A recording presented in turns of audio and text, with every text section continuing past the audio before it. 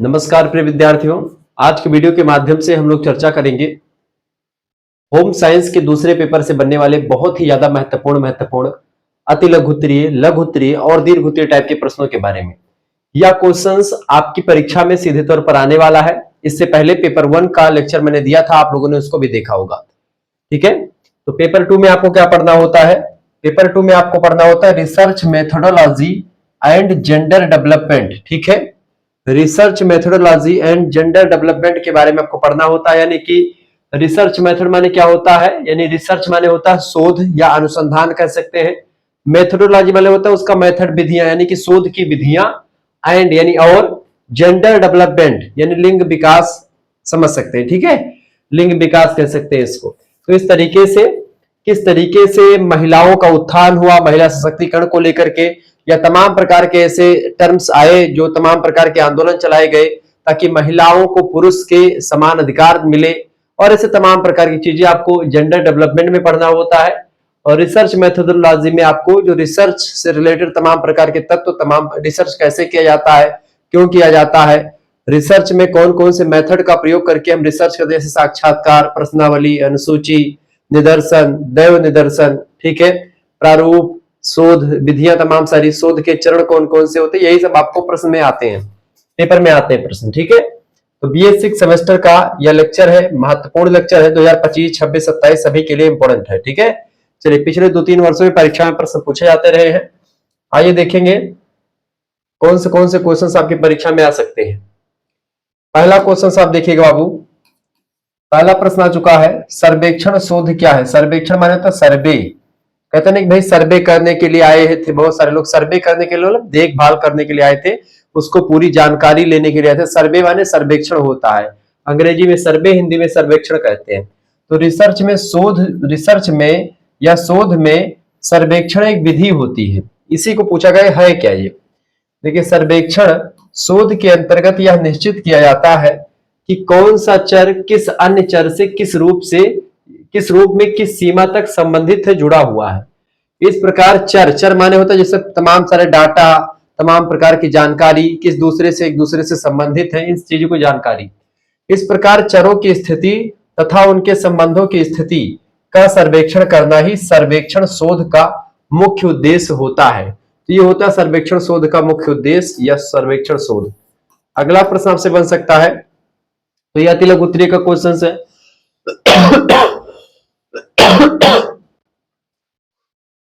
दूसरा प्रश्न आप देखेंगे, शोध की उपयोगिता या महत्व क्या है, इसको बताएं। देखिए, पहला महत्व यह है शोध की या उपयोगिता है। देखिए, शोध यानी रिसर्च, ये क्या करता है? मानव ज्ञान भंडार को विस्तृत करता है, बड़ा बनाता है, फैलाता है, ताकि मनुष्य और भी जानकारी ग्रहण करते रहे। किसी मुद्दे पर कोई दार्शनिक जो होता है, कोई जो रिसर्च करता होता है, जैसे पीएचडी वाले बच्चे क्या करते हैं? शोध ही तो करते हैं, कोई टॉपिक ले लेते हैं, उसी टॉपिक पर वो रिसर्च करते हैं, एक नई प्रकार की जानकारी वहां से निकालते हैं ताकि आने वाली पीढ़ियों को उस जानकारी से रूबरू करवा सके। ठीक है, तो मानव ज्ञान भंडार को विस्तृत करने के लिए शोध किया जाता है। दूसरी बात, शोध जो होता है यह व्यवहारिक समस्याओं के समाधान का प्रबल यंत्र है। यानी जो व्यवहारिक समस्याएं होती हैं मनुष्य के जीवन में, उन समस्याओं का समाधान करने का जो बढ़िया यंत्र मान सकते हैं या उपकरण मान सकते हैं, वो शोध ही होता है। क्योंकि शोध अगर उस मुद्दे पर हुआ है, उन समस्याओं पर हुआ है, तो समस्या क्यों होती है, कोई समस्या का निदान क्या होगा, समस्या कितने दिनों तक रहेगी, समस्या के लक्षण क्या है, समस्या की विशेषता क्या है, ये सब चीजें पहले से वो रिसर्च करता जो होगा, स्कॉलर जो होगा, वो बता करके जाता है। तो ऐसे में हमको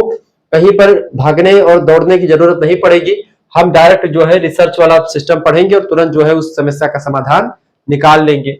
ऐसे तीसरा शोध की उपयोगिता यह है कि शोध जो होता है प्रशासक का मार्गदर्शक होता है। किसी भी प्रशासक यानी कोई भी शासन करने वाला कोई मुखिया है, तो किसी मुद्दे पर रिसर्च होता है, तमाम मुद्दों पर, तो उसके लिए रिसर्च जो होता है वो बड़ा इंपॉर्टेंट होता है। किसी भी चीज का निर्णय लेते समय या किसी भी चीज को करते समय हमको अगर उस टॉपिक से रिलेटेड कुछ जानकारी पहले से एक शोध के रूप में मिल जाती, तो हम उस पर अच्छे तरीके चीजें कर सकते हैं। चौथी बात, शोध से मानव का अपार बौद्धिक विकास होता है, यानी बुद्धि का विकास बहुत ज्यादा हो जाता है। इसके अलावा शोध से अनेक पूर्वाग्रहों के निदान तथा निवारण में मदद मिलती है। पूर्वाग्रह क्या होता है? जैसे मान लेते हैं आपको किसी ने बता दिया कि शुक्ला स्टडी पॉइंट चैनल पे बहुत अच्छी पढ़ाई होती है, और 10 लोगों ने आपको यही बता दिया कि Shukla study point is the best YouTube channel.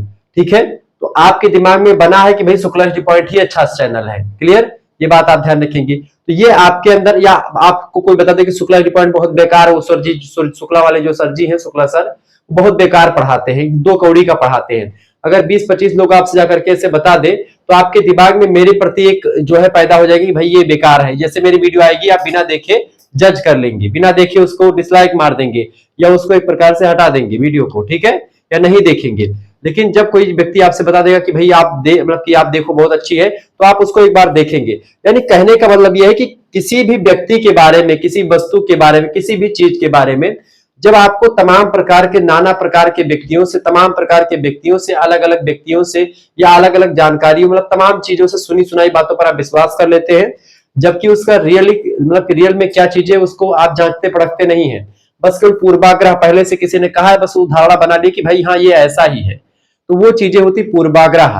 यानी पहले से किसी व्यक्ति, किसी वस्तु के बारे में कोई धारणा बना लेना, वही पूर्वाग्रह कहलाती है। ठीक है, तो पूर्वाग्रह जो आपका पहले से बना होता है, जब उस मुद्दे पर रिसर्च होता है, जब आप वीडियो देख लेते हैं हमारा, तब आप कहते हैं गुरुजी शुक्ला स्टडी पॉइंट ही ऐसा यूट्यूब चैनल है जो कि पूरा एकदम से छपवा देता है, परीक्षा में सब कुछ अच्छा करवा देता है। तो पूर्वाग्रहों के निदान और निवारण में मदद कौन करता है? शोध से मदद मिलती है। शोध कौन? जैसे आप हमारी वीडियो देखेंगे तो आपने शोध किया, आपने पहले शोध, आपने मैंने सर्च किया, चैनल सर्च किया Shukla study point home science class, आपने देखा कि गुरुजी कैसा पढ़ा रहे हैं। फिर जब आपने देख लिया तो आपका रिसर्च पूरा हुआ, तो आपको पता चल गया कि हाँ भाई ठीक है, तो आपकी पूर्वाग्रह का निदान हो गया। जो पहले से धारणा बनी थी कि शुक्ला गुरुजी बहुत बेकार पढ़ाते हैं, वो धारणा खत्म हो गई कि शुक्ला गुरुजी बहुत अच्छा पढ़ाते हैं, ये दिमाग में आ गया क्योंकि आपने वीडियो देखा। तो आगे आप सजेस्ट भी करेंगे लोगों को। ठीक है, चलिए आगे देखेंगे। अगला क्वेश्चन आपके स्क्रीन पर आ चुका है, फटाफट से आप देखने का प्रयास करेंगे। प्रश्न है, प्रतिदर्श से आप क्या आशय है? प्रतिदर्श का होता है, प्रतिदर्श माने होता है यानी कि बहुत कम चीजों के माध्यम से बहुत बड़ी विषय वस्तु का पता लगाया जाना प्रतिदर्श कहलाता है। नमूना, शिक्षा शास्त्र के क्षेत्र में जो अनुसंधान व अध्ययन कार्य किए जाते हैं, उनमें आंकड़ों को मुख्यतः 2 स्रोतों में संकलित किया जाता है। अध्ययन और अनुसंधान संबंधी आंकड़े संपूर्ण जनसंख्या या समाविष्टि से संकलित किए जाते हैं, अथवा संपूर्ण जनसंख्या से प्रतिदर्श चुन करके प्रतिदर्श पर अध्ययन कर आंकड़े एकत्रित कर लिए जाते हैं। प्रतिचयन अनुसंधान संबंधी आंकड़ों के एकत्रीकरण के 2 स्रोतों से संबंधित 2 अध्ययन पद्धतियां, पहली है संगणना पद्धति या प्राचालिक पद्धति, जिसको आप बोलते हैं सेंसस मेथड, और दूसरा है प्रतिचयन विधि, जिसको आप बोलते हैं सैंपलिंग मेथड। तो यही प्रतिचयन विधि या प्रतिदर्श विधि ही होती है। प्रतिचयन विधि ही कौन सी विधि होती है? प्रतिदर्श विधि होती है प्रतिचयन, जिसको आप सैंपलिंग कहते हैं। जैसे मान लेते हैं कि 20 लीटर दूध है, अब 20 लीटर दूध को आप मापेंगे, उसको मशीन में लगा करके कि भाई इसका कितना फैट है, कितना इसका वो लगेगा। इसमें वसा नापने के लिए क्या करते हैं, एक मशीन आती है डेयरी वाली, उसी मशीन में आप एक सैंपल लेंगे 20 किलोग्राम का, मतलब 20 लीटर दूध है, किलोग्राम हटा दें, 20 लीटर का दूध है। अब उस 20 लीटर दूध में से हम कितना 20 ml या 10 ml क्या कर लेते हैं, 20 ml दूध निकाल लेते हैं। 20 मिलीलीटर दूध हमने निकाल लिया और उसको लगा दिया कहां पर, मशीन में लगा दिया। अब ये मशीन क्या करती है बेटा, अब यह मशीन इस 20 ml दूध की क्वालिटी यानी इसकी फैट को बता देती है कि भाई इतना फैट है, इसका इतना रेट लगेगा। तो पूरे 20 लीटर दूध का मात्र 20 ml दूध के द्वारा पता लगाया जाना, यही आपकी प्रतिदर्श प्रणाली या प्रतिचयन विधि या सैंपलिंग विधि कहलाती है। यानी जैसे मान लेते हैं आपको पूरे भारत के बारे में, गांव के बारे में अध्ययन करना है, आपने क्या कर लिया, आपने 20-25 गांव का अध्ययन कर लिया और उसी के आधार पर पूरे भारत के गांव की विशेषता आपने बता दी। या आपको मान लेते हैं किसी एक जिले के गांव का अध्ययन करना है, तो आप क्या करेंगे, 10-12 गांव का अध्ययन कर लिए और उसके अकॉर्डिंग पूरे जिले के गांव के बारे में बता दिया कि भाई हाँ इस जिले का गांव ऐसा होता है। ठीक है, या पूरे गांव का अध्ययन करना, आपने गांव में पहुंचे, 10-12 लोगों से बातचीत करी और पूरे लगभग में 1500 या 2000 जनसंख्या में एक जो गांव है उनमें से 10-12 लोगों से बातचीत करी और पूरे गांव की विशेषता आपने बता दी। तो कहने का मतलब यह है कि बहुत बड़े क्षेत्रों में जब क्या होता है कि जहां पर रिसर्च कर पाना संभव नहीं हो पाता है, बहुत बड़ा चीजें होती है, वहां पर हम कुछ छोटी छोटी इकाइयों का अध्ययन कर लेते हैं और उन्हीं इकाइयों के आधार पर हम किसी बड़े चीजों का एक प्रकार से मूल्यांकन कर देते हैं। जैसे एक छोटे से कुप्पी में या छोटे से डिब्बी में दूध लेकर के हम डेयरी में मशीन में लगाते हैं और उसका फैट निकाल करके हम 20 लीटर जो है 2000 लीटर दूध का क्या कर देते हैं, क्वालिटी बता देते हैं कि भाई वो कैसी है। इसी को बोलते हैं प्रतिचयन विधि या सैंपलिंग विधि। अगला क्वेश्चन आप देखेंगे, अनुसंधान के प्रकार बताएं। देखिए, अनुसंधान को मुख्यतः 3 भागों में अथवा उनके मिश्रित भागों में विभाजित किया जाता है। 3 भाग कौन कौन से हैं अनुसंधान के, रिसर्च के? पहला होता है ऐतिहासिक अनुसंधान, यानी कि किसी भी चीज का इतिहास जानना, किसी भी चीज के बारे में एकदम से उसके पहले क्या क्या चीज जानकारी उसके बारे में बताई गई किसी मुद्दे पर, तो ऐतिहासिक अनुसंधान। दूसरा होता है विवरणात्मक अनुसंधान, उस मुद्दे पर विवरण दिया जाए अच्छे से। तीसरा प्रायोगिक, यानी उसका प्रैक्टिकल करके। तो इस तरीके से 3 भागों में आप बांट सकते हैं अनुसंधान को, रिसर्च को। एडवर्ड और क्रानबेक नाम के विद्वानों ने अनुसंधान को समस्याओं के स्वरूप के आधार पर 4 भागों में बांटा। पहला है सर्वेक्षण अनुसंधान, जिसमें सर्वे करते हैं जाकर के। दूसरा होता है अनुप्रयुक्त अनुसंधान। तीसरा होता है प्रविधि अनुसंधान और चौथा होता है सूक्ष्म अनुसंधान।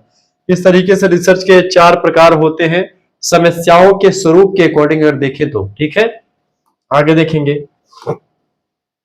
अगला प्रश्न आपकी स्क्रीन पर आ चुका, फटाफट से आप देखने का प्रयास करेंगे।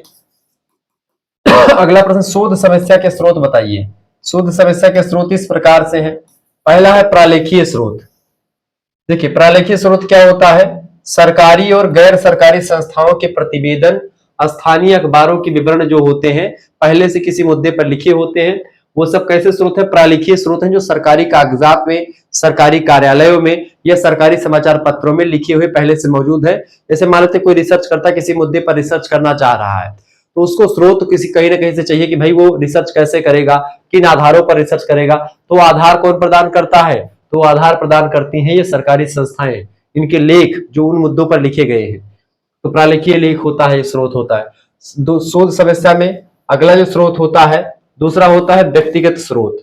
जो लोग अनुसंधान में लगे हैं उनसे पूछा जा सकता है कि भाई ये चीजें क्या है, तो व्यक्तिगत स्रोत हो जाता है। ठीक है, जो अनुसंधान कर रहे हैं उनसे आप अनुसंधान करते समय पूछ सकते हैं।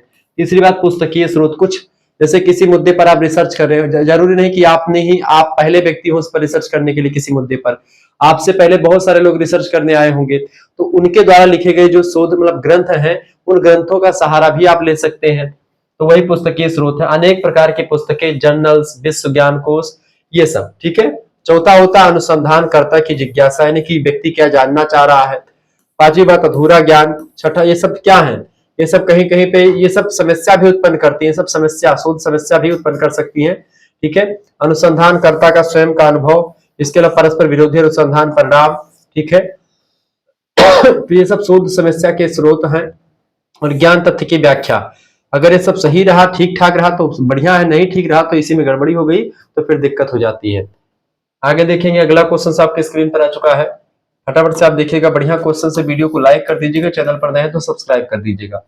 प्रश्न है, महिलाओं के लिए मुद्रा योजना की व्याख्या कीजिए।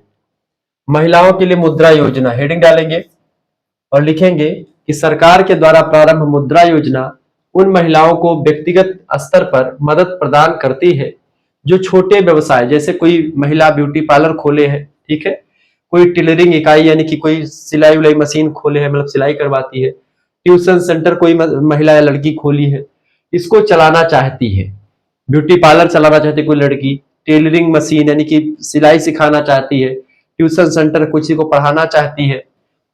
यह योजना बेसिकली इन्हीं सभी महिलाओं के लिए होती है जो ऐसे कामों में संलग्न होना चाहती हैं। यह योजना महिला समूहों की भी मदद करती है। इस ऋण के लिए किसी प्रकार की जमानत राशि की आवश्यकता आपको नहीं होती कि आपको कुछ पैसा जमा करना पड़े। और इसके तहत 3 योजनाओं का लाभ उठाया जा सकता है महिलाओं के द्वारा। पहली बात है शिशु। इस ऋण की राशि 50,000 रुपए तक सीमित है और शुरुआती चरणों में व्यवसायियों द्वारा इसका लाभ उठाया जा सकता है। जब नए नए आपको धंधा खोलना हो तब आप महिलाओं के लिए जो मुद्रा योजना है उसके तहत आप 50,000 उधार ले सकती बैंकों से। इसके अलावा किशोर, इसके तहत ऋण राशि 50,000 और 5 लाख रुपए के बीच में है और इसका लाभ वही वही लोग उठा सकते हैं जिनके उद्यम पूर्ण रूप से स्थापित हो चुके हो। यानी अगर आपका सिलाई मशीन चल रहा है, बढ़िया कोचिंग चल रही, तो आप उस पर ले सकते हैं कुछ पैसा। ठीक है। तीसरा है तरुण। इस ऋण राशि जो है 10 लाख रुपए तक की है तरुण लोगों की। उन व्यवसायों के द्वारा इनका लाभ उठाया जा सकता है, व्यवसायियों के द्वारा जो अच्छी तरह से स्थापित है लेकिन विस्तार के लिए उन्हें और धन की जरूरत है, वो बैंकों से ले सकते हैं पैसा। तो इस तरीके से महिला उद्यमियों को प्रोत्साहित करने के लिए ये योजना सरकार के द्वारा चलाई गई। महिला उद्यमियों को आर्थिक विकास का एक महत्वपूर्ण स्रोत माना जाता है। वे स्वयं और दूसरों के लिए रोजगार का सृजन करती हैं। साथ ही प्रबंधन, संगठन और व्यवसाय से जुड़ी समस्याओं के लिए समाज को समाधान प्रदान करती हैं। फिर भी भारतीय उद्योग क्षेत्र में उन्हें बहुत अधिक प्रतिनिधित्व नहीं मिलता महिलाओं को। महिलाएं बहुत कम रोजगार में आपको मिलेंगी, लेकिन अब जो है इसको बढ़ावा देने के लिए तमाम प्रकार की योजनाएं चलाई जा रही ताकि महिलाएं भी बढ़ चढ़ करके रोजगार में हिस्सा लें। अगला क्वेश्चन आपके स्क्रीन पर आ चुका है, फटाफट से आप देखेंगे। प्रश्न, असंगठित क्षेत्र में महिला जीविका के मुद्दे बताइए। असंगठित क्षेत्र में महिला जीविका के मुद्दे बताइए। देखिए, असंगठित क्षेत्र में महिलाएं और शहरी गरीबी जीविका के मुद्दे लिखेंगे। कामगारों की दशाओं और परिस्थिति के बारे में बदलती हुई शहरी नीतियों का असर असंगठित है। शहरी आकस्मिक अनौपचारिक कामगार शहरों में बढ़ते हुए रोजगार के अवसरों को प्राप्त करने में पीछे रह गए हैं, क्योंकि उनके पास पर्याप्त शिक्षा और कौशल नहीं होते। स्वरोजगार वाले कार्यकर्ताओं की क्रेडिट, बाजार और स्थल सुलभ नहीं होते। कई प्रदत्त लागतें वहन करनी पड़ती उनको। तो असंगठित क्षेत्र में महिला जीविका के सारे मुद्दे हैं। इसके अलावा 15 से 16 वर्षों के शहरी कामगारों के ग्रुप में वेतन भोगियों के मुकाबले गरीबी की दर स्वरोजगार करने वालों में उच्चतर है, लेकिन दिहाड़ी कामगारों में काफी नीची है। सीलबंदी के शहरी अभियान ने बड़ी संख्या में गरीब परिवारों की आर्थिक दशा को प्रभावित किया है। कामगारों की सामाजिक सुरक्षा और कार्य करने की दशाएं महत्वपूर्ण पहलू हैं, और असंगठित क्षेत्र में उद्यमों संबंधी राष्ट्रीय रिपोर्ट में इन मुद्दों का समाधान करने का सुझाव दिया गया है, जो कि स्वागत योग्य कदम है। कौशल सुरक्षा एक रूप है और यह कामगारों की तैनाती की योग्यता को सुधारता है।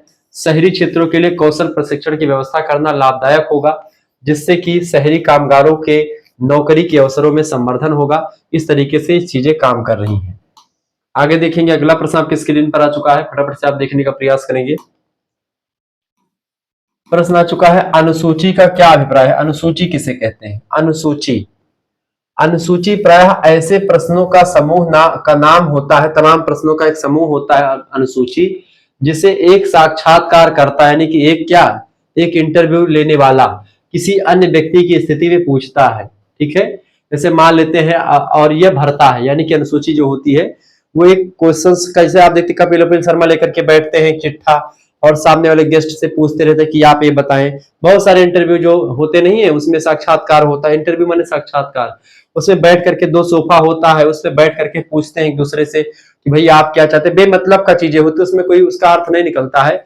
बड़े बड़े सेलिब्रिटी को आजकल तो बड़ा ट्रेंड बना हुआ है कि अगर आपको फेमस होना है तो एक चीज कर लीजिए, बड़े बड़े सेलिब्रिटी को बुलाइए कहीं से, अगर आपका संपर्क हो गया एक बार सबसे, बस उनको बुलाइए, उनसे बेमतलब के कुछ बेतुके सवाल पूछिए। ऐसे सवाल पूछिए जिससे एक प्रकार से जनता जिनमें रुचि ले रही हो, एक दूसरे से झगड़ा करवाने वाला क्वेश्चन हो, या ऐसे तमाम प्रकार की कुछ चीजें ऐसे पूछ लो जो कि वायरल होने वाली चीजें हो, तो वो आप फेमस हो सकते हो। एक तो आपकी पॉपुलैरिटी है और दूसरे सामने वाले की पॉपुलैरिटी, तो आप बहुत फेमस हो जाओगे, एक समय आएगा।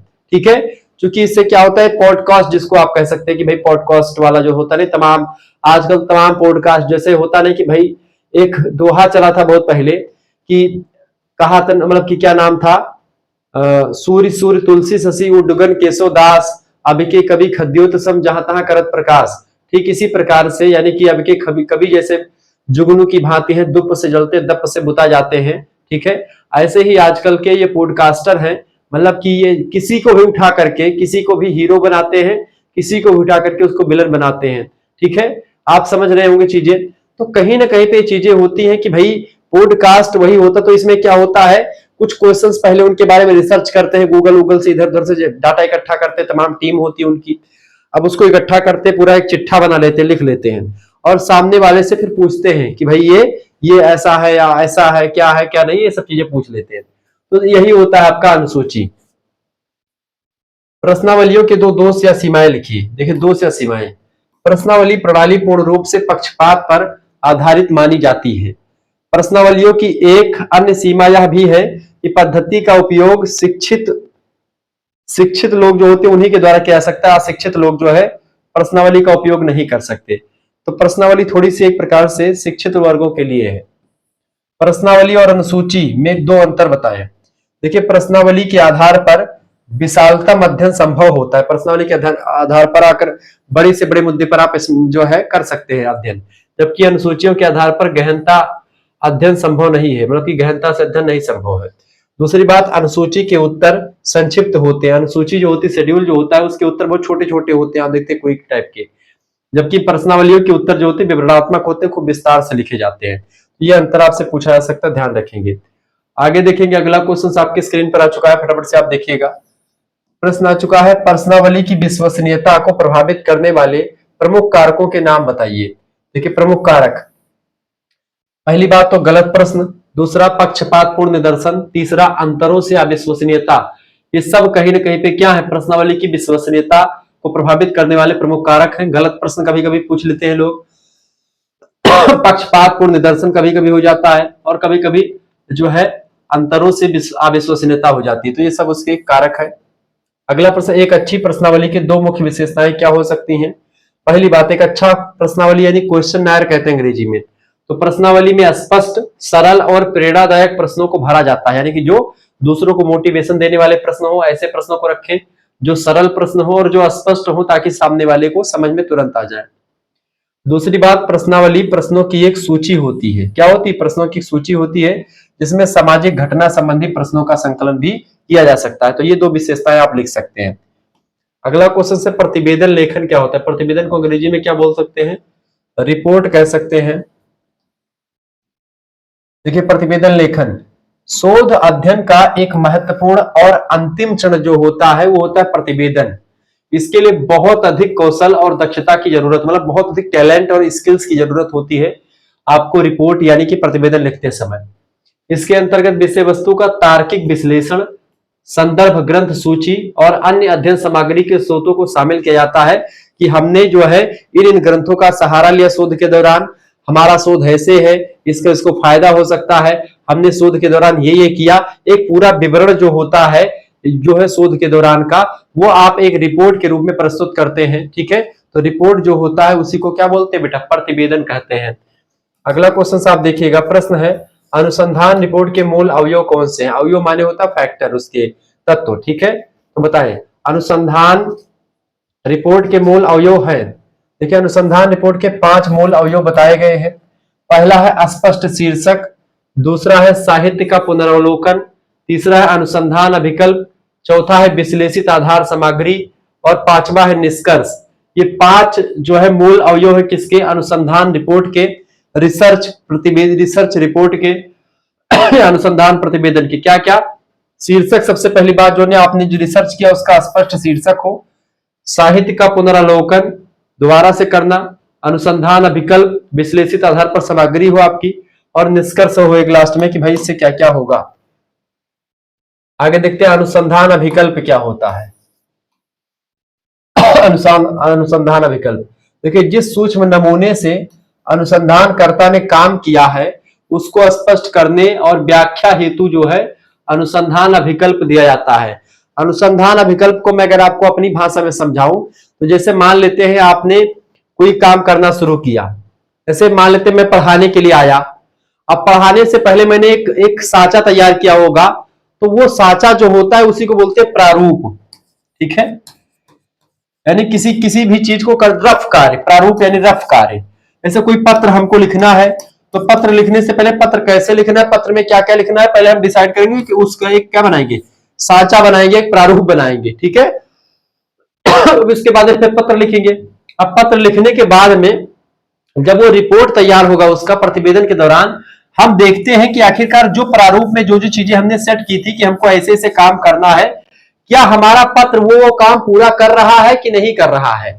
कहने का तात्पर्य यहां पर यह है कि जो हमने नमूना यानी जो साचा बनाया था, मान लेते हैं एक ईंट बनाने वाला भट्ठा है यहां पर, तो उसका साचा हमने बना दिया, यहां पर यस यस हमने लिख दिया। ठीक है, अब जब ईंट हमने बनाया तो उतना ही बड़ा ईंट बना कि नहीं बना, क्या यस यस हमने इसमें लिखा था तो यस यस ईंटे में बना कि नहीं बना, तो बिल्कुल बना। ठीक है, अब ये मत कह देना गुरुजी इसका चित्र बड़ा है इसका छोटा है, वो तो मैंने आपको ऐसे बना दिया है। तो यानी कि ये नमूना है, नमूना माने पहला बनाया हुआ, रफ कार्य किया हमने, सांचा बना गीली मिट्टी का, फिर उसको हमने भट्ठे में पकाया, फिर ईटा बढ़िया से तैयार हुआ, तो उस पे भी यस यस लिखा हुआ, यानी जैसा सांचा था वैसे ही बन गया। यानी कि आपका क्या नाम है ये, इसी को अनुसंधान अभिकल्प कहते हैं कि भाई जांच करना कि जैसा हमने सोचा था जैसे सोचली रहन वैसे पियवा मोर बाड़ी, इस गाना है नहीं। तो जैसे हमने प्रारूप बनाया था ऐसे ही हमारा रिसर्च तैयार हुआ कि नहीं तैयार हुआ, इसी को जांचने का काम होता है अनुसंधान अभिकल्प। ठीक है, ये बात आप ध्यान रखेंगे। समझ में आ रहा है? गाने के माध्यम से समझे तुरंत, जैसे गाना गाया तो तुरंत समझ गए, और गाने से पहले नहीं समझ में आ रहा था क्या?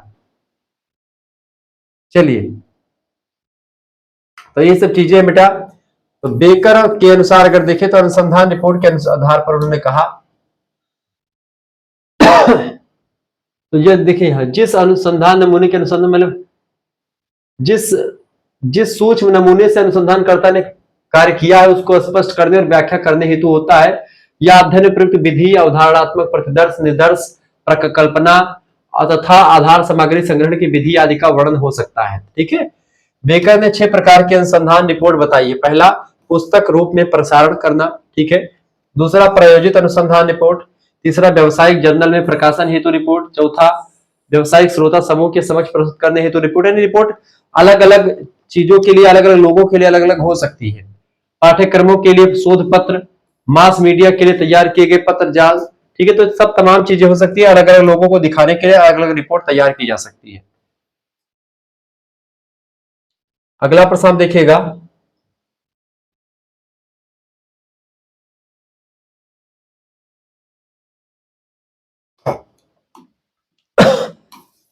अगला क्वेश्चन आ चुका, अनुसंधान के लक्ष्य क्या है? देखिए, अनुसंधान के प्रमुख लक्ष्य है परिवर्तन को नियोजित करना, परिवर्तन को नियोजित करना। व्याधिकीय या विघटन जो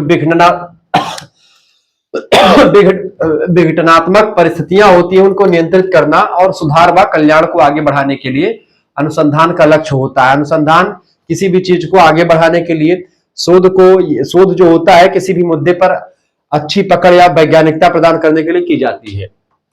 मूल्यांकनात्मक शोध की क्या प्रकृति है? देखिए, यह शोध स्वाभाविक सामाजिक परिवर्तनों तथा नियोजित सामाजिक परिवर्तनों दोनों ही स्वरूपों को स्पष्ट करने या समझने के लिए उपयोगी होता है। अगला क्वेश्चन से, सामाजिक अनुसंधान के व्यवहारिक उद्देश्य क्या है अथवा सामाजिक शोध का उद्देश्य क्या है? देखिए, सामाजिक शोध का पहला उद्देश्य मनुष्य का कल्याण करना, पहला। दूसरा उद्देश्य तथ्यों का स्पष्टीकरण, कोई जानकारी है, कोई डाटा है, उसको एकदम से फिट व्यवस्थित करना है, सही जानकारी देना।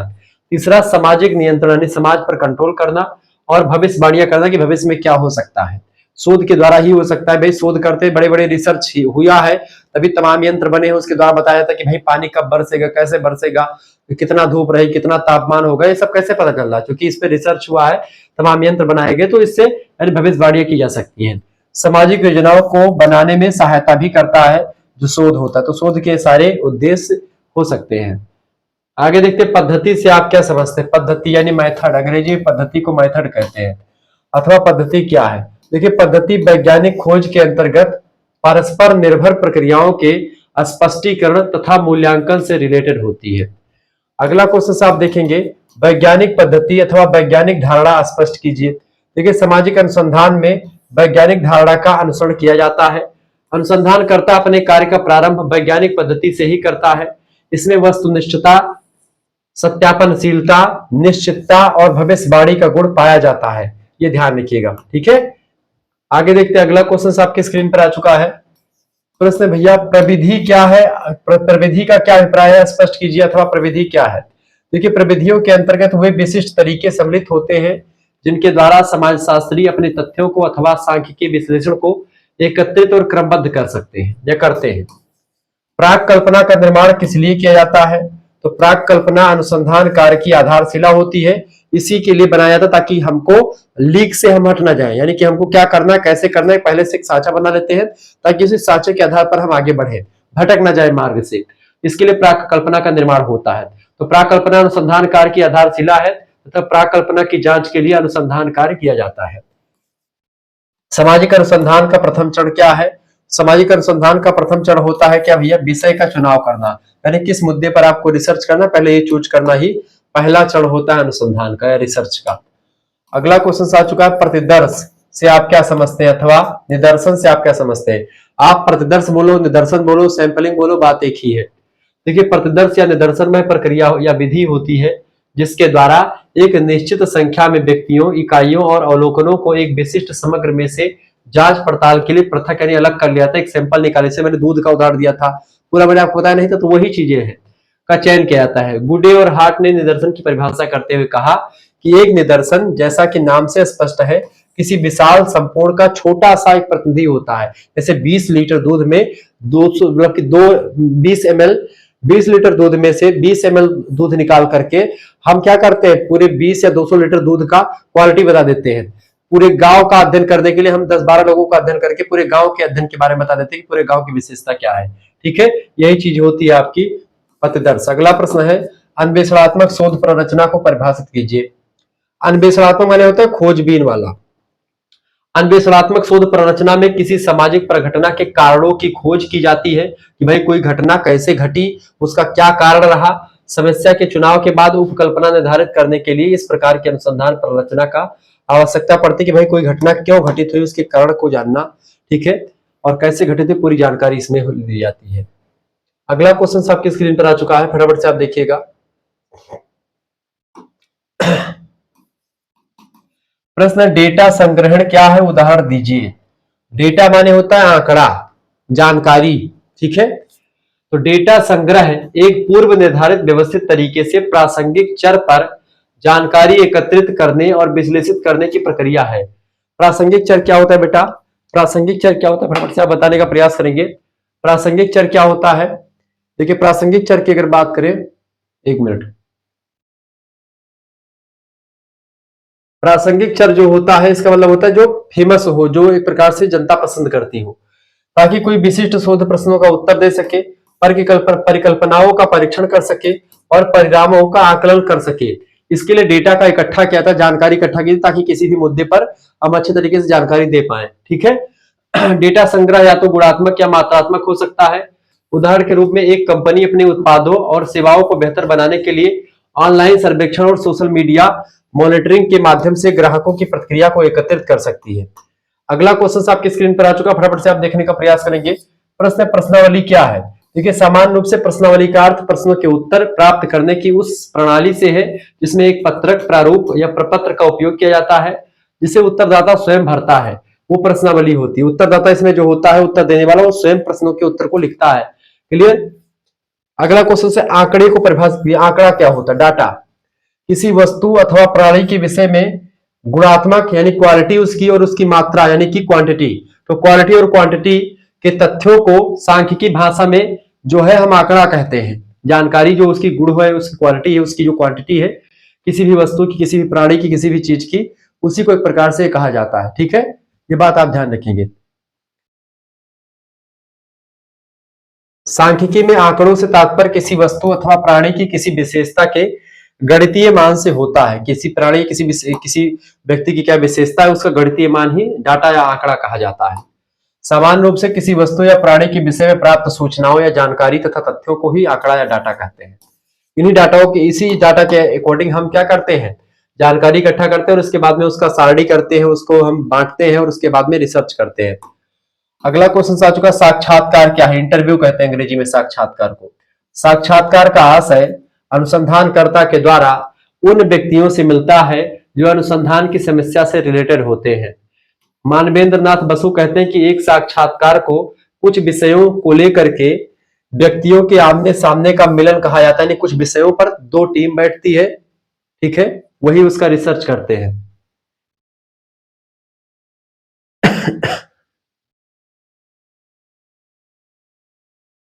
हाँ, तो मैं आपको यही बता रहा था कि भाई साक्षात्कार क्या होता है, यानी कि इंटरव्यू किसे कहते हैं।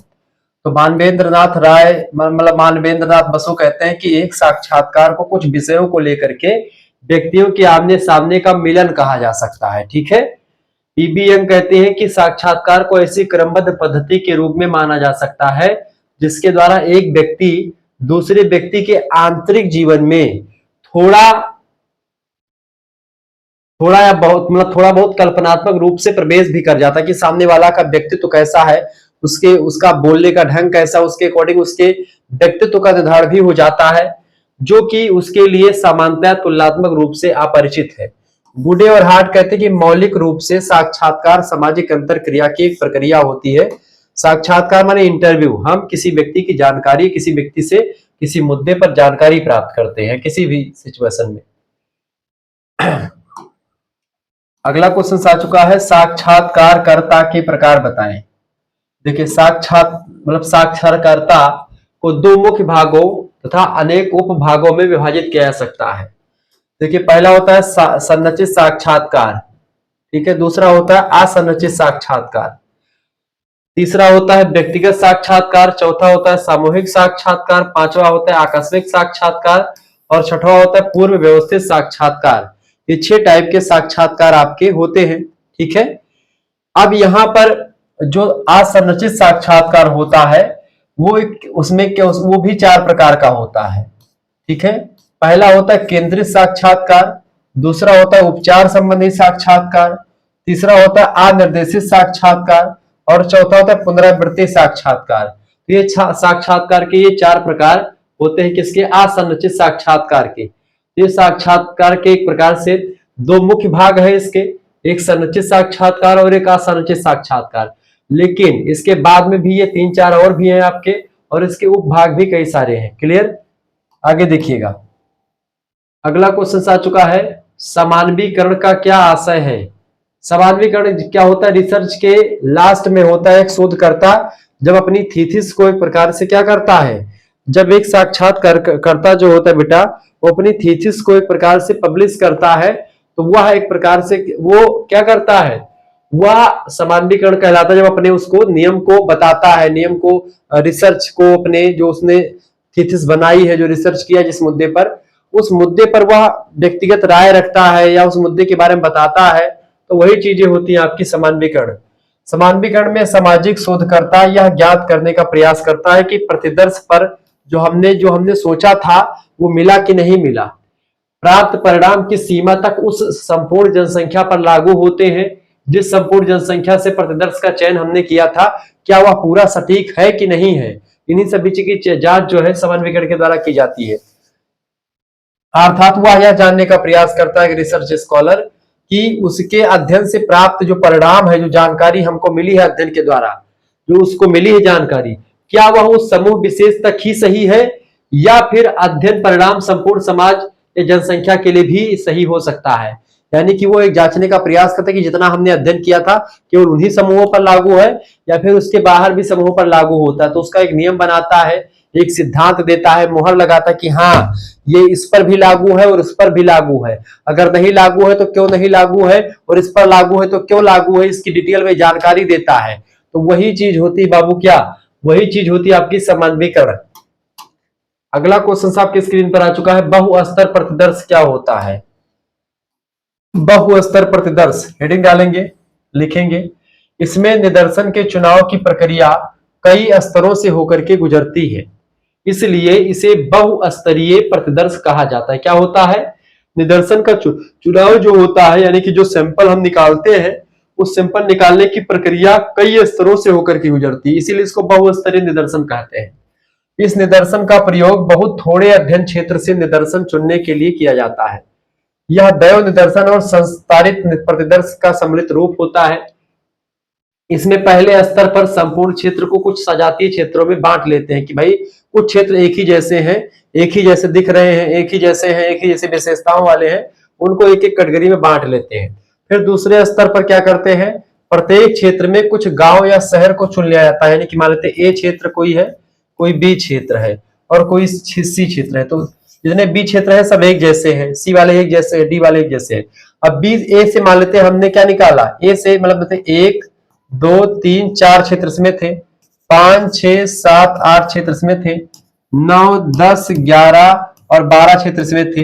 अब हमने क्या कर लिया, मान लेते ए क्षेत्र में क्या था, ए क्षेत्र में कुछ ऐसी चीजें थी, प्रत्येक क्षेत्र के कुछ गांव या शहर को चुन लेते, मान लेते हमने 2 को और 4 को यहां से चुन लिया। ऐसे ही 2 4 को चुन करके हमने इस पर रिसर्च किया और बता दिया कि भाई क्या, बता दिया कि ए की क्या विशेषता है। ऐसे ही यहां से हमने 5 और जो है 8 को चुन लिया, विशेषता बता दी किसके, पूरे के पूरे बी समूह की। ऐसे हमने यहाँ पर 10 और 11 को चुन लिया और पूरी विशेषता बता दी पूरे सी वाले क्षेत्र की।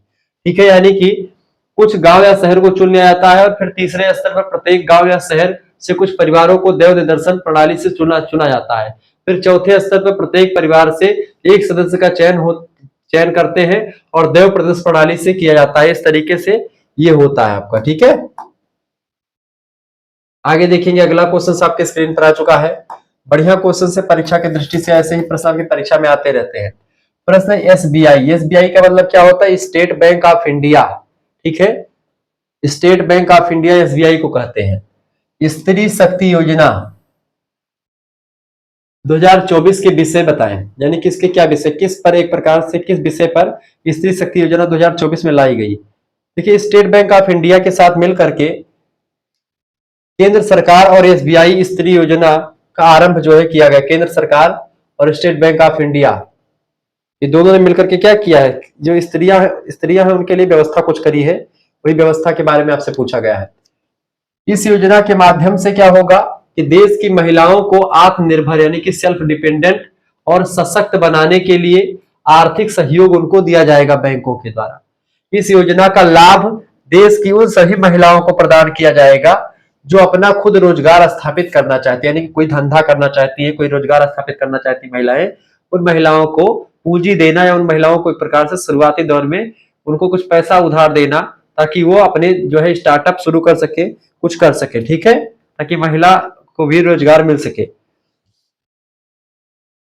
जो अपना खुद का रोजगार स्थापित करना चाहते हैं, लेकिन आर्थिक स्थिति कमजोर होने की वजह से वो अपना कारोबार करने में असमर्थ है, यानी कि उनके पास पैसा नहीं है, बाकी उनके अंदर टैलेंट है, वो किसी भी धंधे को अच्छे तरीके से चला सकती हैं, लेकिन उनके पास पैसा नहीं कि भाई वो अपना जो है कैसे काम चलाए। देश की पात्र महिलाओं, पात्र माने जो योग्य महिलाएं हैं जिनको जरूरत है, को इस योजना के माध्यम से करीब 25 लाख रुपए तक का ऋण प्रदान किया जाएगा। इसके माध्यम से महिलाओं को बहुत ही कम ब्याज दर पर ऋण, यानी कि बहुत कम पैसे, मतलब बहुत कम जो है ब्याज पर उनको पैसे मिलेंगे, उधार दी जाएगी एसबीआई के द्वारा। एसबीआई स्त्री सशक्ति मतलब स्त्री शक्ति योजना का लाभ प्राप्त करने की इच्छुक महिलाओं को कारोबार में कम से कम 50% या उससे अधिक की साझेदारी होनी आवश्यक है, तभी उन्हें इस योजना का लाभ प्राप्त हो सकेगा, ठीक है, अन्यथा नहीं होगा। आगे देखें, स्त्री शक्ति पैकेज के लिए आवश्यक दस्तावेज क्या क्या, यानी क्या क्या आप इसके लिए जरूरत पड़ती है, यानी फॉर्म भरते समय या फिर अप्लाई करते समय। सबसे पहली बात, आवेदक का आधार कार्ड, यानी जो महिला है उसका आधार कार्ड होना जरूरी है। निवास प्रमाण पत्र उसका बना होगा तभी, मतलब निवास प्रमाण पत्र चाहिए, आधार कार्ड चाहिए, वो एक कोई पहचान पत्र, वोटर आईडी वगैरह कुछ चाहिए उसको, पैन कार्ड, वोटर आईडी कुछ भी, ठीक है, ड्राइविंग लाइसेंस कुछ भी हो। इसके अलावा एक आय प्रमाण पत्र हो, पहचान पत्र में आप आधार कार्ड भी हो सकता है आपका ले ले, ठीक है। एक आय प्रमाण पत्र यानी कि आपका सालाना इनकम कितनी वो भी आपकी दिखानी पड़ेगी। इसके अलावा मोबाइल नंबर आपका क्या है वो भी देना पड़ेगा। पासपोर्ट साइज आपको फोटो 2-3 ठो देनी पड़ेगी। इसके अलावा बिजनेस प्लान लाभ, यानी कि आपका जो प्लान है बिजनेस का, लाभ और हानि का विवरण प्रमाण पत्र के साथ देना पड़ेगा कि हमारा धंधा है उसमें कितना लाभ हो रहा है, यानी कि इसमें आपको पहले धंधा खोला होना चाहिए, धंधा आपका है छोटा बड़ा धंधा, उसको बढ़ाने के लिए आप इसको ले सकते हैं, ठीक है, ये बात आप ध्यान रखिएगा। तो लाभ और हानि का विवरण आपको देना पड़ेगा प्रमाण के साथ कि हमको इतना लाभ मिला, इसका दस्तावेज है, फलाने साल में हमको इतना लाभ मिला था, हमारा इतना पूंजी है, ये सब पूरा डिटेल में जानकारी देनी पड़ेगी बैंक को। इसके अलावा कंपनी का मालिकाना हक प्रमाण पत्र, यानी कंपनी जो आपकी फर्म है, जो भी आपका एक प्रकार से धंधा है, उस धंधे पर मालिकाना आपके नाम पर ही वो खुला होना चाहिए धंधा। इसके अलावा एप्लीकेशन फॉर्म एक मिलेगा, उसको भरना पड़ेगा। बैंक स्टेटमेंट कंपनी के साथ में यदि पार्टनर है तो उसके आवश्यक दस्तावेज भी आपको रखना पड़ेगा, ठीक है। अगर कोई बैंक स्टेटमेंट, आपने कंपनी खोलते समय कोई बैंक आपके साथ जुड़ा हुआ था, कोई दस्तावेज है तो उसको भी आपको ले जाना पड़ेगा। इसके अलावा पिछले 2 साल का जो आईटीआर है, आईटीआर मतलब समझते हैं, आईटीआर आप भरते हैं, जैसे कोई धंधा अगर कोई व्यक्ति करता है तो उसको आईटीआर भरना पड़ता है, या आप मान लेते हैं महीने के 7 लाख या 8 लाख रुपए, मतलब साल के 7-8 लाख रुपए से ज्यादा कमाते हैं, 12 लाख रुपए से ज्यादा, तो 12 कर दिए, पहले 7 था, 12 लाख रुपए से या 7 लाख 8 लाख रुपए से ऊपर आप कमाते हैं तो ऐसे में आपको आरटीआर भरना जरूरी होता है। आरटीआर होता है भाई कि आप जो है एक इनकम टैक्स की नजरों में रहते कि आप कितना कमा रहे हो, तो आप एक टैक्स पे करने के लिए, इनकम टैक्स देने के योग्य हो जाते हैं। तो आरटीआर, अगर कोई भी आपको ऋण कहीं से लेना हो, बैंक ही नहीं, आप अगर 20,000 रुपए आपके पास है या 10,000, 1 लाख, 1.5 लाख रुपए आपके पास है और आप चाह रहे हो बढ़िया किया सल्टा 4 चक्का निकलवा ले हम, तो आपको निकलवाने के लिए क्या करना पड़ेगा भैया, आपको बस आरटीआर वाला फाइल दिखा देनी होगी कि भाई हम आरटीआर देते हैं, तो उसी आरटीआर पर आपको फाइनेंस कर दिया जाएगा, ठीक है, हर बैंक दे देता है। तो अगर ये मिल जाता, तो ये नहीं भी मिलता तब भी काम चल जाता है, लेकिन इसमें बहुत लफड़ा करना पड़ता है, फिर खेती उती पूरा दिखानी पड़ती है, ठीक है। आरटीआर बहुत जरूरी हो जाता है। आगे देखेंगे,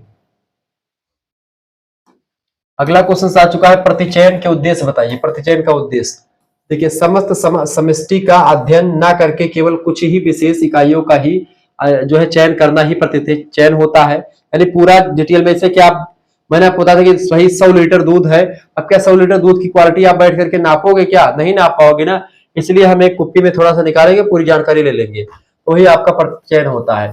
शीघ्र निष्कर्ष ज्ञात करने की क्षमता प्रदान करता है, किसी बड़े क्षेत्रों की जानकारी छोटे मतलब बहुत कम समय में आप निकाल सकते हैं प्रतिदर्श के द्वारा। इसके अलावा निष्कर्षों में परिशुद्धता और यथार्थता के स्तर को स्थापित करना, ताकि जो जानकारी शुद्ध हो, अच्छी हो। इसके अलावा कम खर्च और पर आवश्यक सूचना प्रदान भी हो जाती है इससे। इसके अलावा प्रतिचयन प्रसारण को कम करना। इसके अलावा कभी कभी संगणना विधि के द्वारा प्राप्त आंकड़ों की सत्यता की जांच करना। कुछ समस्याओं के निरंतर अध्ययन की अवधारणा आवश्यकता, जैसे कि सरकारी योजनाओं की प्रति जनता की प्रतिक्रियाएं, राजनीतिक दलों की लोकप्रियता की जांच करना। आप देखते हैं, जैसे मान लेते हैं सरकारी योजनाओं का लाभ किनको किनको मिला, किनको किनको नहीं मिला, तो इसके लिए क्या होता है, एक माइक लेकर के पहुंच जाते हैं। अच्छा ये बताइए, आप लोग कमेंट करिएगा, अगर मैं आपके कॉलेज वगैरह के पास आऊं, मैं सोच रहा हूं कि इसे एक माइक बढ़िया मीडिया वाला लेकर के और मैं खुद आऊं ग्राउंड रिपोर्टिंग करने के लिए कि भाई आपका पेपर कैसा हुआ, तो क्या आप लोगों को अच्छा लगेगा? आप अगर इसके लिए तैयार हो तो आप बताइए। तो अगले साल से, अगले टर्म से जब आपकी परीक्षा होगी, हालांकि आप निकल जाएंगे, लेकिन आने वाले बच्चों के लिए क्या होगा, जैसे मान लेते हैं हम निकलेंगे बढ़िया मैक लेकर के और आपसे पूछेंगे आपके कॉलेज के बाहर पहुंच करके, अधिकतर कॉलेजों में जाएंगे, मतलब ये सोच रहा हूं प्लान। तो इससे क्या होगा, आपसे मुलाकात भी हो जाएगी और आपका रिव्यू भी चैनल पर वीडियो के रूप में डाल दिया जाएगा कि भाई आप बीए के क्षेत्र में किस तरीके से शुक्ला इंस्टीट्यूट पॉइंट कार्य कर रहा है और किस तरीके से मेहनत कर रहा है। आपसे मैक से पूछा जाएगा पेपर कैसा आया था, पेपर में क्या क्या चीजें पूछी गई, आपको बढ़िया से बताना है किस तरीके से पेपर है, शुक्ला पॉइंट से कितने क्वेश्चन आए थे, कहाँ से तैयारी की थी, किस तरीके से किया था, सारी जानकारी आप उसमें बढ़िया से आप बताते, जैसे रिव्यू होता नहीं है बच्चों का, तो ऐसे क्या हम करें? अगर आप चाहते हैं तो फिर बताएं, तो बिल्कुल इस पर काम करना शुरू कर देंगे हम। तो ऐसे में एक प्रकार से यही जो मैं ये आपको बता रहा हूँ, इसी को बोलते हैं प्रतिदर्श। ऐसे जांच करनी है। अब क्या पूरे कॉलेज के लड़कों से हम बात कर पाएंगे? नहीं बात कर पाएंगे ना, तो 10-12 बच्चों से पूछ लेंगे, इसे जो चलते फिरते मिलते रहेंगे, हाँ भाई बताओ पेपर कैसा हुआ। ऐसे या कोई मूवी देख करके बच्चे लौटते तमाम सारे लोग पूछते रहे कि भाई मूवी कैसी रही, तो रिव्यू होता है, तो 10-12 लोगों ने बता दिया मूवी अच्छी है, तो भाई जितने लोगों ने सिनेमा में मूवी देखा तो बता देंगे मूवी अच्छी है, यानी कि उसका मतलब हो गया कि मूवी अच्छी लगी है। तो वही प्रतिदर्श होता है, बड़े समूह का अध्ययन करने के लिए बस 10-12 लोगों का अध्ययन कर ले, काम खत्म। ठीक है, तो राजनीतिक दलों की लोकप्रियता की जांच करने के लिए भी प्रतिदर्श का प्रयोग करते हैं हम।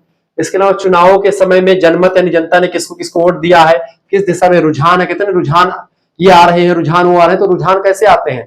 10-12 लोगों से मीडिया जाकर के पूछती कि भाई क्या आपके गांव का कैसा माहौल है, 10-12 लोगों से पूछा, पूरे गांव का मूल्यांकन कर दिया, एक जिले में आकर के रिसर्च किया, पूरे जिले के बारे में बता दिया। तो यही सब चीजें बाजार में दैनिक वस्तुओं के मूल्यों के परिवर्तन आदि के अध्ययन के लिए प्रतिदर्श प्रणाली जो है जरूरी होती है। अगला क्वेश्चन आपके स्क्रीन पर आ चुका है, फटाफट से आप देखेंगे। प्रश्न, आजीविका से आप क्या मतलब आजीविका से आप क्या समझते हैं, आजीविका से आपका क्या तात्पर्य है?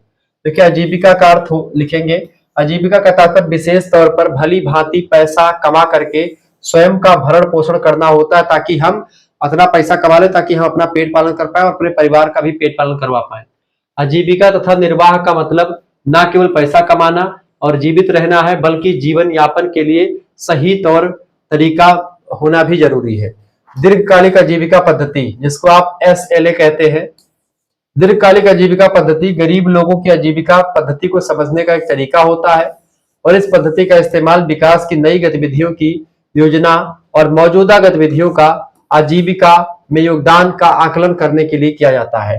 ठीक है, यह पद्धति गरीब ग्रामीण लोगों को ध्यान में रखते हुए उन्हें उस प्रभाव मंडल के केंद्र में रखती है जिससे ये लोग स्वयं व परिवार के लिए आजीविका के नए साधन बना सकते हैं। यह गरीब लोगों के द्वारा बताई गई मुख्य कठिनाइयों के समान का सामना करने और अवसरों के आकलन में मदद करती है। आजीविका की रणनीतियां क्या होती हैं? देखिए, ढांचे का यह घटक जांच करता है कि कैसे लोग अपनी संपत्ति का उपयोग करके, अपनी संपत्ति का प्रयोग करके अपनी आजीविका चलाते हैं, अपना जीवन यापन करते हैं। इसके अलावा विविध प्रकार की गतिविधियों में शहरी तथा ग्रामीण भौगोलिक स्थानों में रह रहे जो लोग हैं, एक ही घर के सदस्यों की रणनीतियां अलग अलग हो सकती हैं किसी भी मुद्दे को लेकर के। ठीक है, इसके अलावा आजीविका के विकल्पों की उपलब्धता काफी हद तक लोगों के पास मौजूदा संपत्तियों और साधनों पर निर्भर करती है। अगर आपके पास संपत्ति बढ़िया, धन खूब ज्यादा है, तो तमाम प्रकार की आवश्यकताएं आपकी होंगी, आजीविका के तमाम प्रकार के आपके तौर तरीके आने लगेंगे। लेकिन अगर आपके पास संपत्ति ही नहीं है, पैसा ही नहीं, तो आपकी जो आवश्यकताएं कम हो जाती हैं। अगर आपके पास पैसे, तो आवश्यकता आपकी ऑटोमेटिक बढ़ जाती है। यानी आवश्यकता बढ़ने का एक कारण क्या होता है? आपके पास पैसा का होना। अगर पैसा ठीक ठाक तरीके से आपके पास है, तो आपका रिक्वायरमेंट भी धीरे धीरे बढ़ना शुरू हो जाता है कि भाई चलो यहो ले ले, यहो ले ले। नहीं तो पहले ही, फिर जब पैसा नहीं होता है, तो ऐसे में आप बस केवल रोटी कपड़ा मकान ही सोचते हैं कि भाई रोटी कपड़ा और मकान। ठीक है, ये बात आप ध्यान रखेंगे। आगे बढ़ते हुए चीजों को जानने का प्रयास करते हैं। फटाफट से वीडियो को शेयर कर दीजिएगा और लाइक भी कर दीजिएगा। अगला क्वेश्चन आ चुका, अन्नपूर्णा योजना के बारे में बताएं। देखिए, अन्नपूर्णा योजना के तहत भारत सरकार खाद्य खान पान व्यवसायों में महिला उद्यमियों को ऋण प्रदान करती है। इस योजना के अंतर्गत स्टेट बैंक ऑफ मैसूर के द्वारा महिला उद्यमियों को 50,000 रुपए का लोन दिया जाता है। ठीक है, तो अन्नपूर्णा योजना ये महाराष्ट्र की एक योजना है, मैसूर में एक प्रकार से व्यवस्थित की जाती है, तो यहाँ पर महिला उद्यमियों के लिए है। ठीक है, भारत सरकार खाद्य खान पान व्यवसाय में महिला उद्यमियों को ऋण प्रदान करती है। स्टेट बैंक ऑफ मैसूर के द्वारा महिला उद्यमियों को, वैसे सभी जगहों पर मिल सकता है ये। ठीक है, स्त्री शक्ति योजना, देखिए केंद्र सरकार ने भारतीय स्टेट बैंक के साथ मिलकर के स्त्री शक्ति पैकेज योजना की शुरुआत की है। इसमें देश भर की महिलाएं लाभार्थी बन सकती हैं। इस योजना के अंतर्गत महिलाओं को 10 लाख रुपए तक के लोन के लिए आवेदन वो कर सकती है। ठीक है, ये बात आप ध्यान रखेंगे। इसके अलावा अगला है आपका मुद्रा योजना। देखिए, इस योजना के अंतर्गत छोटे उद्यमियों को कम ब्याज दर पर 50,000 से लेकर के 10 लाख रुपए तक का ऋण दिया जा सकता है मुद्रा योजना के तहत महिलाओं को। इसके अलावा महिला उद्यमी निधि योजना क्या है?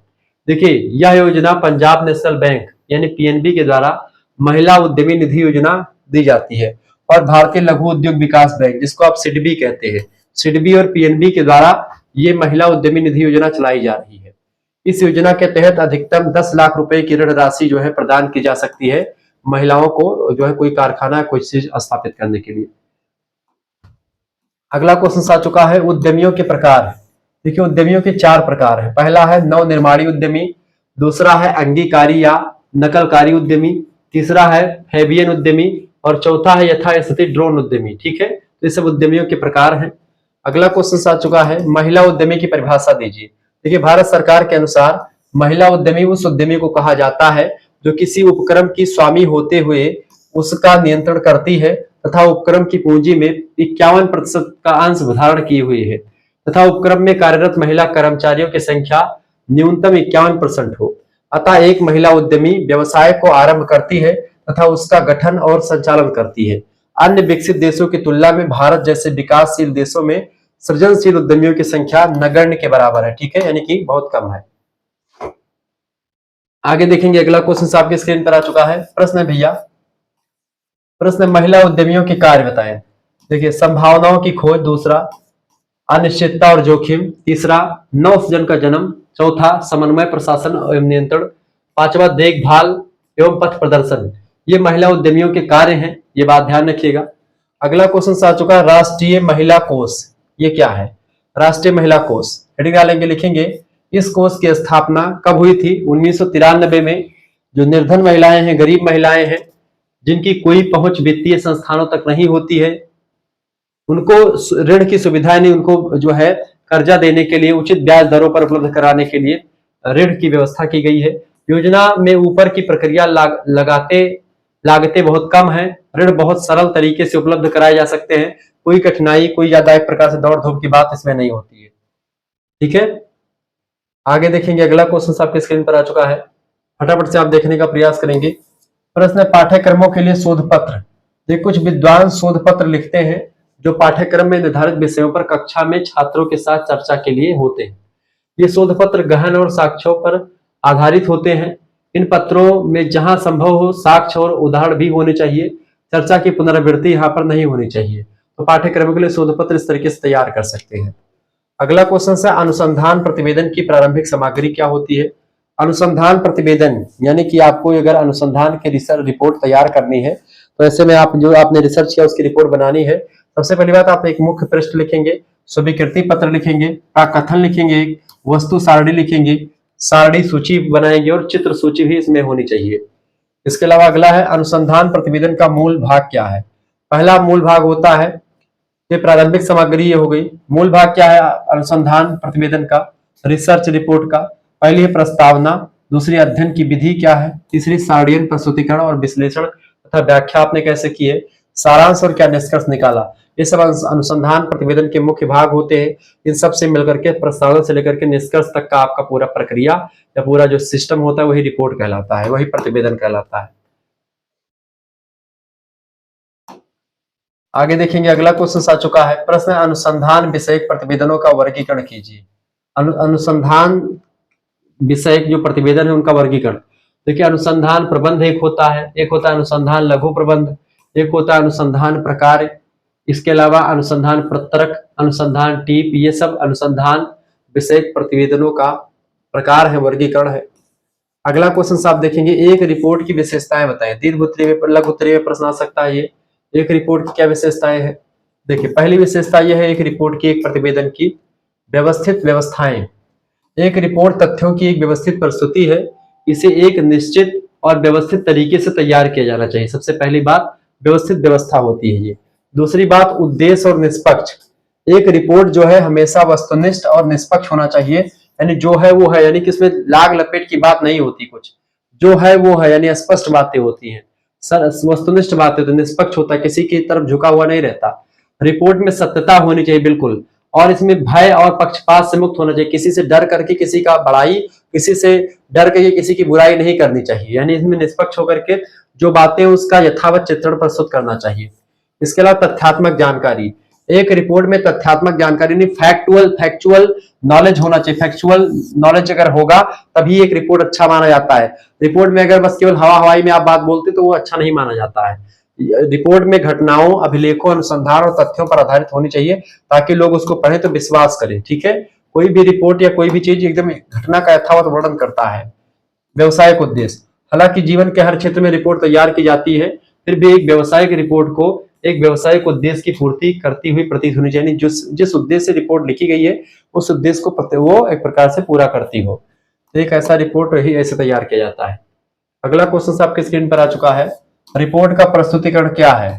देखिए प्रत्येक अनुसंधान का एक उद्देश्य होता है और प्रत्येक रिपोर्ट विभिन्न लोगों के द्वारा तैयार की जा सकती है, पढ़ी जा सकती है। उदाहरण के रूप में इसको मात्र शैक्षिक अभ्यास के रूप में तैयार किया जा सकता है, जो कि पुस्तक के रूप में प्रकाशित की जा सकती है तथा कॉलेज विश्वविद्यालय छात्रों द्वारा पढ़ी जा सकती है, उसको देने वाले संगठनों को सौंपा जा सकता है। तो तमाम सारी चीजें हैं, तो ऐसे रिपोर्ट को प्रस्तुत करते हैं पुस्तक के रूप में, पत्रिकाओं के रूप में, ऐसे तमाम रूपों में। अच्छी रिपोर्ट की विशेषताएं क्या है। देखिए अच्छी रिपोर्ट की 3 सामान्य विशेषताएं होती हैं। पहली विशेषता होती है अच्छी रिपोर्ट की या अच्छे प्रतिवेदन की, कि रिपोर्ट में सही और निश्चित सूचनाएं दी जानी चाहिए, यानी जो जानकारी सही हो, निश्चित हो, जो जरूरी हो वही चीज इसमें लिखे, बिना मतलब की चीजें नहीं लिखनी चाहिए। इसके अलावा रिपोर्ट की सामग्री द्वारा लेखक के उचित निर्णय प्रकट होते हैं, यानी कि लेखक का जो निर्णय होता है वो रिपोर्ट में होता है। लेखक को अपना निर्णय एकदम से ठीक ठाक तरीके से देना चाहिए। इसके अलावा रिपोर्ट की विशेष सामग्री का संगठन तथा शैली एवं फॉर्मेट रिपोर्ट प्राप्त करने वाले की आवश्यकता के अनुसार होती है। ठीक है, ये बात आप ध्यान रखें। तो इस तरीके से सारी चीजें इसमें होनी चाहिए, तो अच्छी रिपोर्ट ये होती है। आगे देखते हैं मिश्रित विधि अनुसंधान क्या है। मिश्रित विधि अनुसंधान क्या है। देखिए उपयोगकर्ता अनुसंधान जिसमें गुणात्मक और मात्रात्मक यानी क्वालिटी और क्वांटिटी दोनों टेक्नोलॉजी, दोनों तकनीकें शामिल होती हैं, उसी को मिश्रित पद्धति अनुसंधान कहते हैं, जिसमें किसी भी चीज की क्वालिटी और क्वांटिटी, मात्रा और उसकी एक प्रकार से गुणवत्ता दोनों की जांच करी जाती है। गहन उपयोगकर्ता अंतर्दृष्टि के लिए मिश्रित पद्धति का प्रयोग करते हैं। अनुसंधान व्यवहारिक उपयोगकर्ता डेटा को उपयोगी आंकड़ों के साथ जोड़ता है, यानी मिश्रित विधि जो होती सभी फार्मूले में अधिकतर प्रयोग होती, क्योंकि हर चीज की क्वालिटी और क्वांटिटी दोनों जरूरत होती जानने की। ठीक है, अगला क्वेश्चन, डेटा एकत्र करने के क्या लाभ होते हैं, यानी कि डाटा संग्रहण जिसको कहते हैं या फिर डाटा कलेक्शन कहते हैं। जानकारी इकट्ठा करने के क्या लाभ होते हैं। रिसर्च करने के लिए जो हम डाटा इकट्ठा करते हैं, जानकारी इकट्ठा करते हैं, उसका क्या लाभ होता है, उसके कई लाभ होते हैं। ठीक है, देखिए डेटा एकत्र करने के कई लाभ मिलते हैं, जिनमें शामिल है पहला ज्ञान और अंतर्दृष्टि, दूसरा साक्ष्य आधारित निर्णय लेना, तीसरा समस्या की पहचान और समाधान करने के लिए जानकारी जरूरी है, डाटा जरूरी होता है, चौथी बात, सत्यापन और मूल्यांकन करने के लिए, किसी भी नियम का सत्यापन करने के लिए, किसी भी चीज का मूल्यांकन करने के लिए हमको डाटा यानी सूचना की जरूरत होती है। रुझानों और भविष्यवाणियों की पहचान करने के लिए भी डाटा की जरूरत पड़ती है। इसके अलावा अनुसंधान एंड रिसर्च और विकास के लिए भी सहायता मिलती है डाटा से। यदि जानकारी जब हमको मिल जाएगी तभी हम अच्छे तरीके से रिसर्च कर पाते हैं। इसके अलावा नीति का विकास कर पाते हैं, गुणवत्ता में सुधार करने के लिए जरूरी होता है। इसके अलावा व्यक्तिकरण और लक्ष्यीकरण के लिए जरूरी होता है, ज्ञान साझा करना और सहयोग करने के लिए भी जरूरी होता है। तो इस तरीके से ये जो है बहुत ज्यादा जरूरी है डाटा का कलेक्शन जो होता है एक साक्षात्कारकर्ता के लिए। अगला क्वेश्चन से विश्वसनीयता और वैधता के बीच क्या अंतर है। देखिए, विश्वसनीयता स्थिरता के बारे में है, ठीक है, विश्वसनीयता स्थिरता के बारे में है, जबकि वैधता सटीकता और उपयुक्तता के बारे में कि भाई क्या चीजें सटीक है, सही है, वैध यानी कानूनी है कि नहीं है। विश्वसनीयता परिणामों की स्थिरता पर केंद्रित होती है, जबकि वैधता इस पर केंद्रित है कि क्या परिणाम वास्तव में वही माप रहे हैं जिसे वे मापने का इरादा रखते हैं, ठीक है, उसको वैधता कहते हैं। एकत्र किए गए डाटा और माप की विश्वसनीयता और सार्थकता सुनिश्चित करने के लिए अनुसंधान में विश्वसनीयता और वैधता दोनों होना बहुत महत्वपूर्ण होता है, ठीक है, दोनों टर्म्स बहुत जरूरी है अनुसंधान में, रिसर्च में। अगला क्वेश्चन आपके स्क्रीन पर आ चुका है, महिलाओं के द्वारा राजनीति व समाज में सक्रिय भागीदारी के उपाय बताएं। देखिए, महिलाओं के द्वारा राजनीति और समाज में सक्रिय भागीदारी के कई उपाय हैं। समाज में ऐसे उपाय करने चाहिए जिससे महिलाएं राजनीति और समाज में अपनी इच्छा शक्ति के साथ सक्रिय भागीदार बन सके, सामाजिक मामलों में निर्णय दे सके और साथ ही साथ में राजनीतिक मामलों में हस्तक्षेप कर सके, ठीक है। इसके लिए हमको कई सारी चीजें करनी होगी, जैसे कि महिलाओं को ग्रेजुएशन के लेवल तक अनिवार्य रूप से शिक्षा दिलवानी होगी, यानी कम से कम बीए बीएससी तो कर ले, कुछ कर ले, चाहे बीए कर ले चाहे बीएससी कर ले। महिलाओं को पति, परिवार, समाज की तरफ से पूर्ण सहयोग और सम्मान मिलना चाहिए, तब महिलाएं आगे बढ़ पाएंगी, ठीक है। तीसरी बात, ग्राम पंचायतों, नगर पालिका, विधानसभा और लोकसभा के चुनाव में भाग लेना चाहिए महिलाओं को, मतलब अनिवार्य कर दे कि भाई महिला लड़ेगी, और ये जरूरी भी कर दिया गया है। इसके अलावा आर्थिक स्तर में वृद्धि के लिए उचित रोजगार के अवसर देने के लिए प्रशिक्षण दिया जाए और राजनीति में महिलाओं को सम्मानजनक स्थान प्राप्त किया मतलब कि प्रदान किया जाना चाहिए। इस तरीके से महिलाओं को राजनीति और समाज में आगे बढ़ाया जा सकता है इन तमाम चीजों को करने के द्वारा, ठीक है। आपको समझ में आ गया होगा, चीजें आपको मिल गई होंगी, ठीक है। और जिनको हमारे साथ जुड़ना है वो जुड़ सकते हैं, ठीक है। 91 61 93 60 62 पर एसएमएस कीजिएगा। आपका ऑब्जेक्टिव पेपर हो चाहे लिखित पेपर हो, अपना नाम, ठीक है, अपने यूनिवर्सिटी का नाम, अपने सब्जेक्ट के नेम और आप किस सेमेस्टर में हो अपने सेमेस्टर का नाम लिख करके इस नंबर पर व्हाट्सएप कर दीजिएगा।